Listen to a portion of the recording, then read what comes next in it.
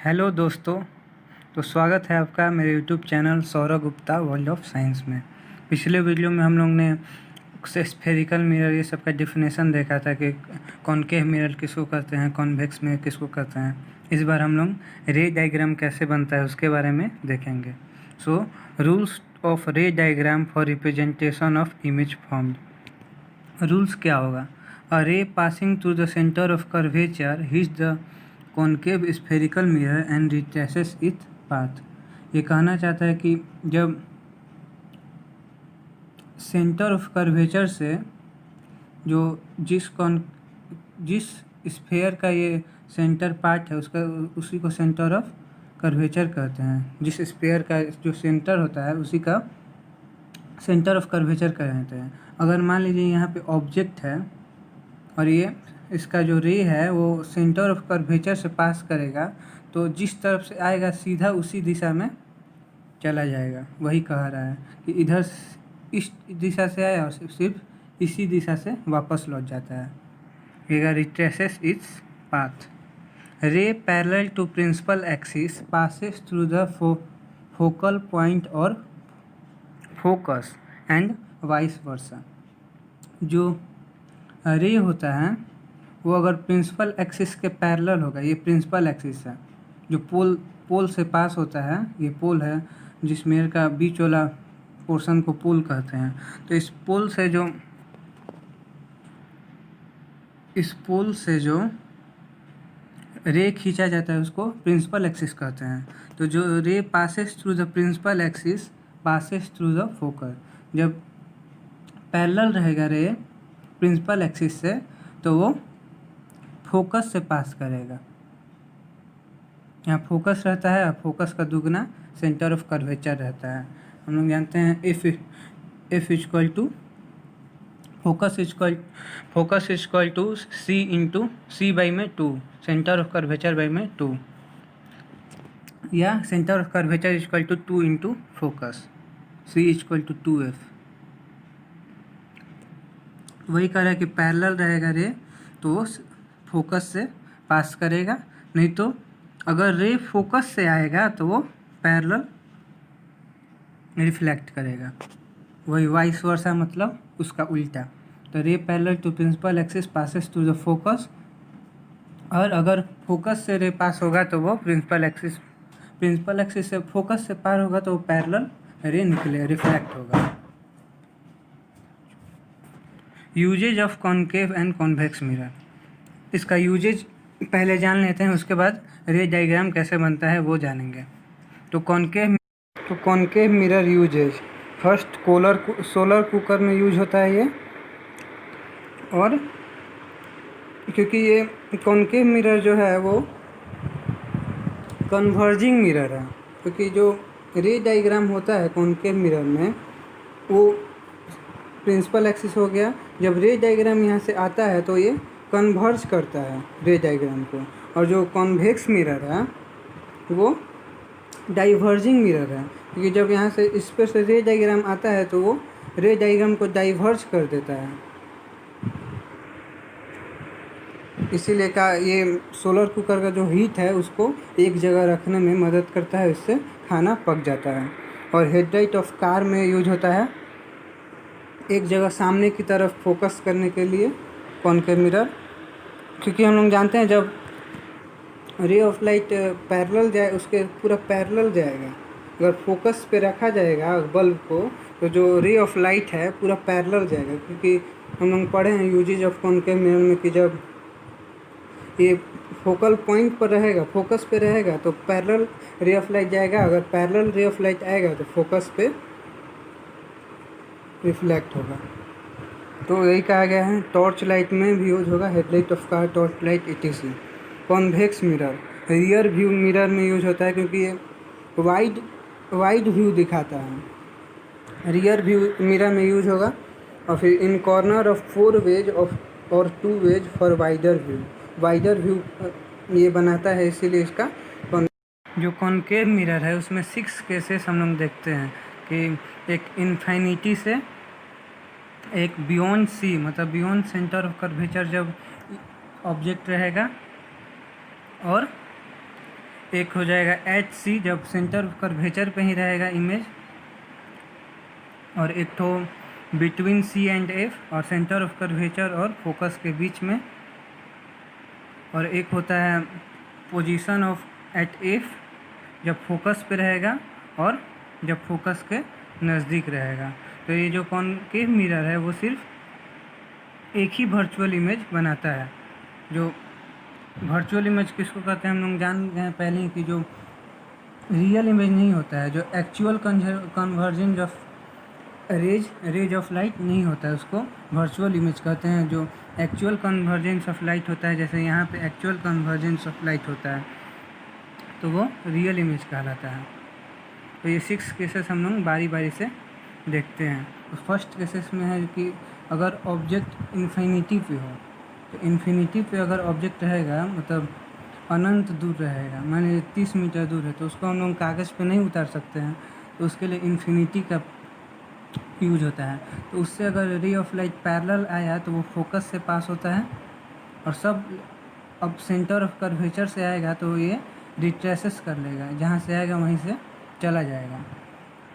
तो हम लोग देख सकते हैं यहाँ पे कि एकदम छोटा सा इमेज बना है, तो इसीलिए इसको कह सकते हैं कि इमेज फ्रॉम पोजीशन उसका एट फोकस है, उसका पोजीशन फोकस पे है, और साइज जो है हाईली डिमिनिश्ड है। जो साइज है कॉनकेव मिरर पे जब इन्फिनिटी पे ऑब्जेक्ट रहेगा वो डिमिनिश्ड होगा, हाईली डिमिनिश्ड होगा, मतलब बहुत छोटा है। और नेचर जो है रियल एंड इन्वर्टेड है, कारण एक्चुअल कन्वर्जेंस ऑफ रेज हो रहा है, इसीलिए जो एक्चुअल कन्वर्जेंस हो रहा है तो जो रेज है वो रियल होगा, और रियल होगा तो इन्वर्टेड होगा, मतलब उल्टा होगा। अब सेकंड केस में देख सकते हैं, तो सेकंड केस में बियॉन्ड सी के भी आगे, अगर जब ऑब्जेक्ट सी के आगे रहेगा तो उसमें क्या किया जाएगा। तो ये ऑब्जेक्ट सी के आगे है, तो दो ठो हम लोग रेज ऑफ लाइट पढ़ लिए हैं कि एक पैरेलल जाएगा तो फोकस से पास होगा, और जब सेंटर ऑफ कर्वेचर से जाएगा तो वो रिट्रेसेस इटसेल्फ, मतलब दोबारा वहीं से पास कर जाएगा। तो जहाँ पे ये दोनों रेज ऑफ लाइट मिलते हैं वहीं पे इमेज फॉर्म हो जाता है। तो यहीं पे इमेज फॉर्म हो गया। तो इसका जो इमेज का प्रॉपर्टी है वो है पोजीशन हो गया उसका बिटवीन सी एंड एफ के बीच में है, क्योंकि सेंटर ऑफ कर्वेचर और फोकस के बीच में है। साइज उसका डिमिनिश्ड है, जो ऑब्जेक्ट है उससे इमेज छोटा है, और जो नेचर है साइज का इमेज का वो रियल है, क्योंकि actual convergence of light rays है और इन्वर्टेड है। अब थर्ड केस में देख लेते हैं कॉनकेव मिरर का। जब ऑब्जेक्ट जो है वो सेंटर ऑफ कर्वेचर पे रहेगा, जब सेंटर ऑफ कर्वेचर पे रहेगा तो एक तो हम लोग जानते हैं कि जब पैरेलल होगा तो वो फोकस से पास होगा, एक सेंटर ऑफ कर्वेचर पे है। और अगर हम लोग फोकस से पास करेंगे तो वो पैरेलल जाएगा, ये भी हम लोग जानते हैं, क्योंकि जब फोकस से जब लाइट रेज पास करता है तो वो पैरेलल जाता है। तो ये वहीं पे इमेज बना, सेंटर ऑफ कर्वेचर पे जब ऑब्जेक्ट रहेगा तो वो वहीं पे इमेज बनाएगा, उसी के ठीक नीचे। तो वही है इमेज का पोजीशन एच सी, जब सेंटर ऑफ कर्वेचर पे रहेगा तो इमेज भी सेंटर ऑफ कर्वेचर पे बनेगा, और जो साइज होगा वो सेम साइज का होगा, ऑब्जेक्ट का सेम साइज का होगा, और जो नेचर होगा वो रियल एंड इन्वर्टेड होगा। ये जो इमेज है कभी कभी हमेशा एक्यूरेट नहीं बन पाता है, क्योंकि हम लोग कभी कभी मोटा पेंसिल जैसे मैंने इस्तेमाल कर लिया, इसलिए एक्यूरेट नहीं बनता है। इसलिए इसमें हम लोग एक चीटिंग कर सकते हैं, जैसे यहाँ पे ऐसे कॉपी में हम लोग का रहता है, तो इतना बड़ा एक ठो ऑब्जेक्ट बना लेंगे, ठीक उसी के नीचे उतना बड़ा इमेज बना लेंगे, उसके बाद जो लाइट रेज है वो ड्रॉ कर देंगे। तो इससे एक चीटिंग हो गया, लेकिन एक्यूरेट बन जाएगा इससे। अब फोर्थ में जो है बिटवीन सी एंड एफ, अगर ऑब्जेक्ट जो है वो सी और एफ सेंटर ऑफ कर्वेचर और फोकस के बीच में रहेगा तो क्या होगा। तो जब बीच में रहेगा सेंटर ऑफ कर्वेचर और फोकस के, तो जब ऑब्जेक्ट से जब लाइट रेज पास हुआ तो वो फोकस से निकला, पैरेलल गया तो, और एक सेंटर ऑफ कर्वेचर से गया, तो जो इमेज जो है वो ऑब्जेक्ट से बड़ा है, तो वही कहा गया यहाँ पे इमेज का पोजीशन बियॉन्ड सी, सी के आगे है, और साइज जो है वो इनलार्ज है, इमेज से बड़ा है, ऑब्जेक्ट से बड़ा है इमेज, और जो नेचर है वो रियल एंड इन्वर्टेड है, क्योंकि actual convergence of light rays हो रहा है, इसलिए जो नेचर है इमेज का वो रियल एंड इन्वर्टेड है। अब फिफ्थ केस देख लेते हैं।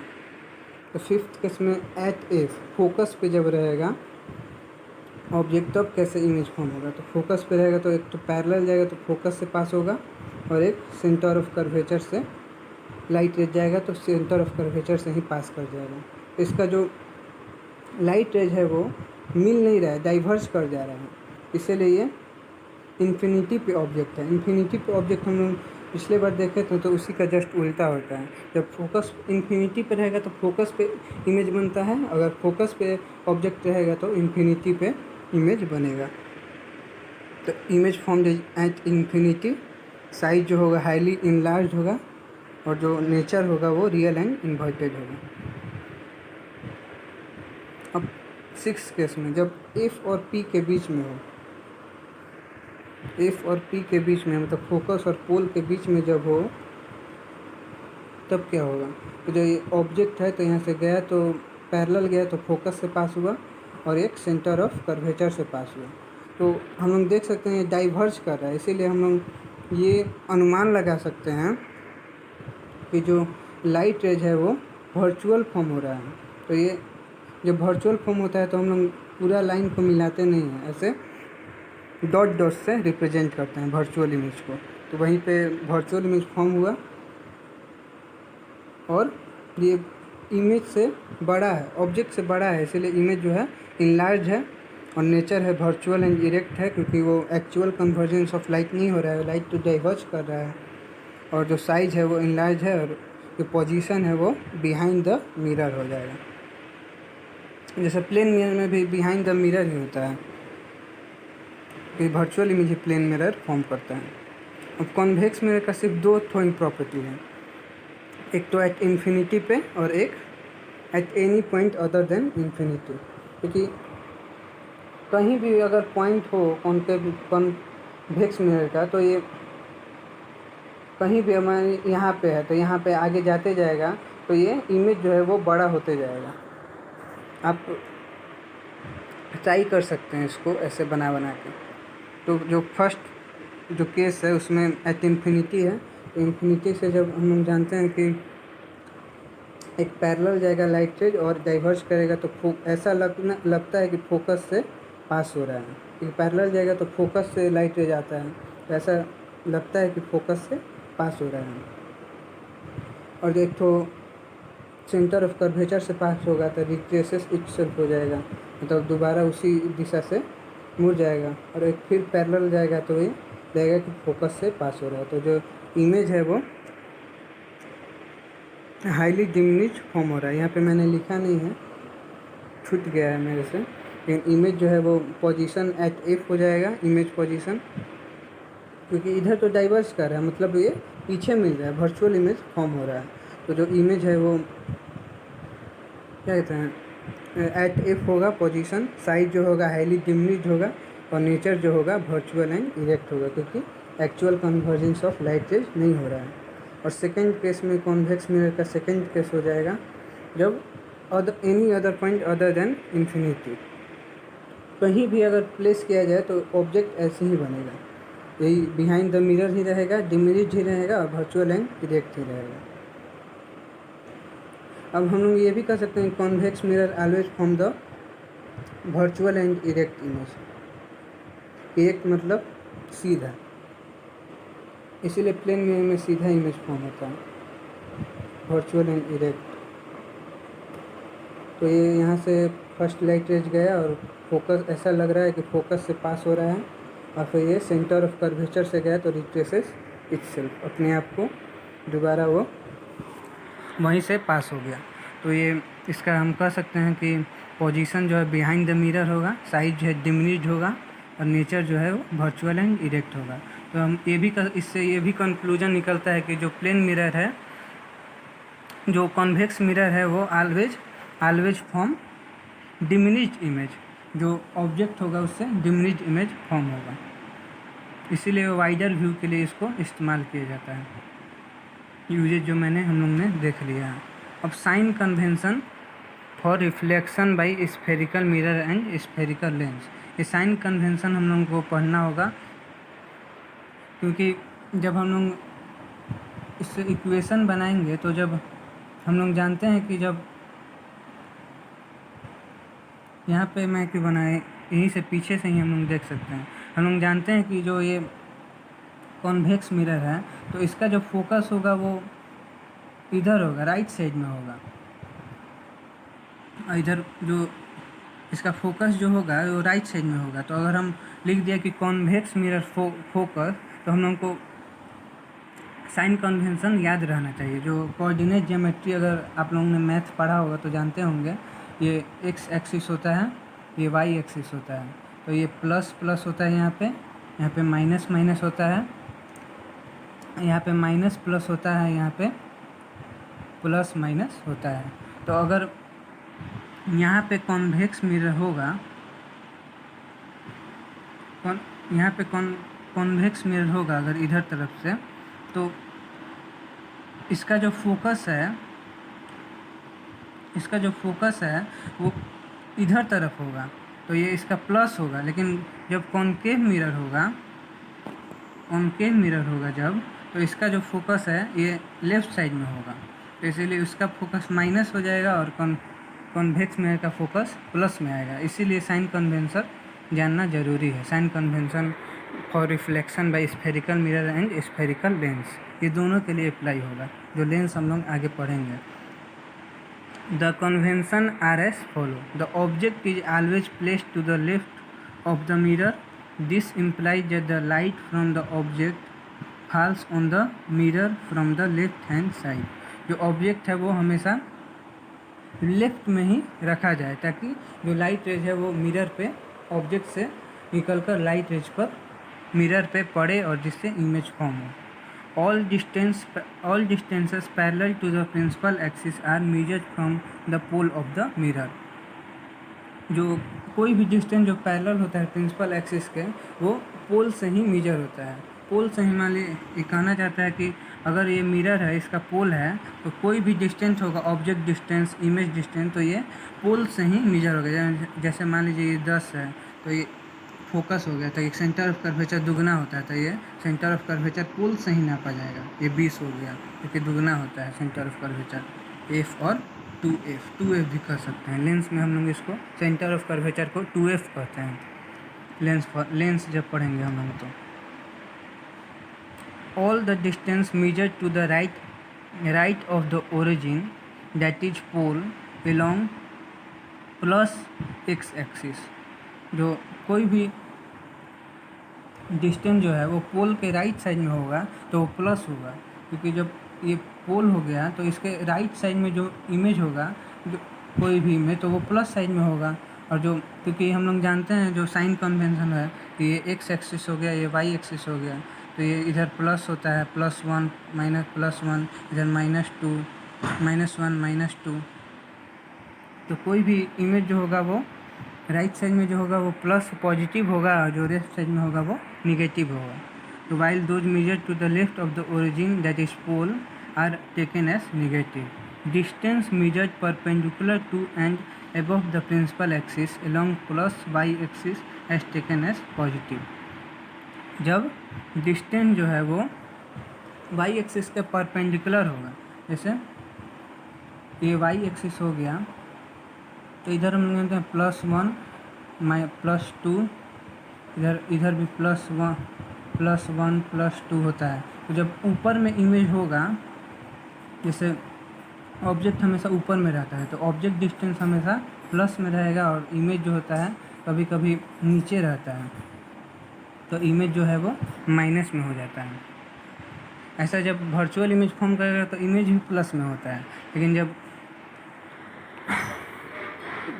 क्या कहते हैं, जब इरेक्ट इमेज फॉर्म करेगा, वर्चुअल एंड इरेक्ट, और जब रियल एंड इन्वर्टेड फॉर्म करेगा तो जो इमेज है वो नीचे में रहेगा, इसीलिए वो इमेज का जो मान है वो माइनस में हो जाएगा। Distance measure to perpendicular to and below the principal axis has a negative sign. वही बोल रहा है, जब प्रिंसिपल एक्सिस के नीचे रहेगा तो उसका निगेटिव साइन होगा और प्रिंसिपल एक्सिस ऊपर रहेगा तो उसका पॉजिटिव साइन होगा। वही वहाँ पे बताया गया है कार्टेशियन प्लेन के बारे में। ये एक्स एक्सिस हो गया, ये वाई एक्सिस हो गया। तो इधर प्लस प्लस होता है, यहाँ पे एक्स एक्सिस से हम लोग लेते हैं, क्योंकि एक्स एक्सिस पे यहाँ +1 है, यहाँ पे +2 है, यहाँ पे -1 है, यहाँ पे -2 है और सो ऑन। यहाँ पे इधर में -1 होता है, इधर में -2 होता है वाई एक्सिस पे, यहाँ पे +1 +2। तो जब हम लोग यहाँ से लेंगे तो जो यही बताया गया, ये एनसीईआरटी से मैंने डायग्राम बनाया है। तो डिस्टेंस राइट में होगा वो पॉजिटिव होगा और distance toward left is negative. Distance height upward होगा तो पॉजिटिव, हाइट डाउनवर्ड होगा तो निगेटिव।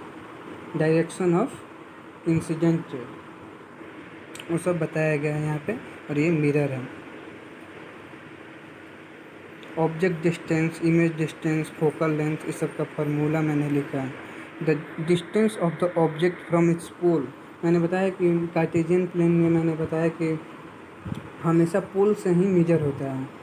ये फोकल लेंथ कितना होगा, ये पोल से ही मेजर होगा। मान लीजिए इमेज तो ऐसे, जो मिरर है वो ऐसे होगा, तो ये पोल जहाँ पे होगा वहीं से ये इसका डिस्टेंस तय होगा। मान लीजिए 10 है तो ये 2f जो हो गया वो 20 हो जाएगा। ऐसे पोल से ही मेजर है। Distance of the object from its pole is called object distance and distance of the image from its pole is called image distance. Focal length की the focal distance of the focus from the pole is called focal length. कोई भी distance focus से पोल तक का distance को focal length कहेंगे। अब mirror formula, इसको हम अगले वीडियो में समझेंगे। आज तक के लिए इतना ही दोस्तों, धन्यवाद। अगर आपको इस चैप्टर का नोट्स चाहिए होगा तो आप में डिस्क्रिप्शन में मेरा नंबर है, उससे आप नोट्स ले सकते हैं व्हाट्सएप पे कांटेक्ट करके।